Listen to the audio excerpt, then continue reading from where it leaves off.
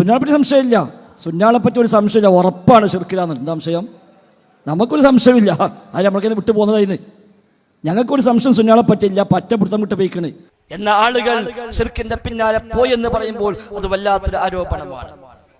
വേദനിപ്പിക്കുന്ന, വിഷമിപ്പിക്കുന്ന, സഹിക്കാനാവാത്ത വല്ലാത്തൊരു പ്രയാസം തന്നെയാണ്. നാഥനോട് നമ്മൾ ദുആ ചെയ്യുക, റബ്ബിനോട് നമ്മൾ ദുആ ചെയ്യുക. റബ്ബേ, തൗഹീദ് നിർത്താൻ, ശിർക്കിലേക്ക് വഴിമാറാതിരിക്കാൻ തൗഫീഖിന് വേണ്ടി ദുആ ചെയ്യുക. അതോടൊപ്പം നമ്മളൊക്കെ ശിർക്കിലേക്ക് പോയി എന്ന് തെറ്റിദ്ധരിച്ച ആളുകൾക്ക് ഇല്ല, പോയിട്ടില്ല എന്ന ബോധ്യപ്പെടുത്തി കൊടുക്കാൻ തൗഫീഖിന് വേണ്ടി കൂടി ദുആ ചെയ്യുക. സുന്നാളെപ്പറ്റി സംശയമില്ല. സുന്നാളെപ്പറ്റി ഒരു സംശയമില്ല, ഉറപ്പാണ് ശിർക്കിലാന്ന്. എന്താ സംശയം? ശിർക്കിലേക്ക് പോകുമോ എന്ന് അങ്ങേയറ്റം ഭയപ്പെടുന്ന ഈ ഉള്ളവനെ കുറിച്ച് പോലും ശിർക്കിന്റെ വാഹനായി, ശിർക്കിന്റെ പ്രചാരകനായി മുദ്ര കുത്തിക്കൊണ്ട് പേര് വെച്ചുകൊണ്ട് ഈ പ്രദേശങ്ങളിൽ ഒരു നോട്ടീസ് ഈ കഴിഞ്ഞ ദിവസങ്ങളിൽ ഇറങ്ങുകയുണ്ടായി. ഇതാണ് ആ ഒരു നോട്ടീസ്.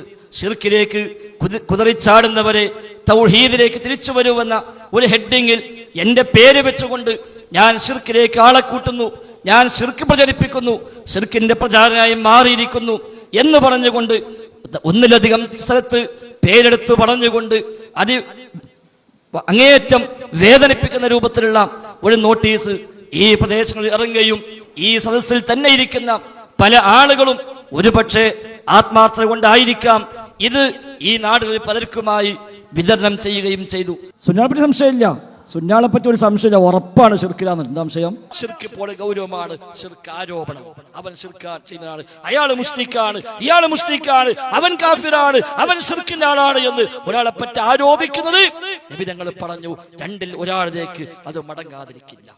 പറഞ്ഞവൻ അതില്ലെങ്കിൽ ആരോപിച്ചവനിലേക്ക് തിരിച്ചു വരുമെന്നാണ്.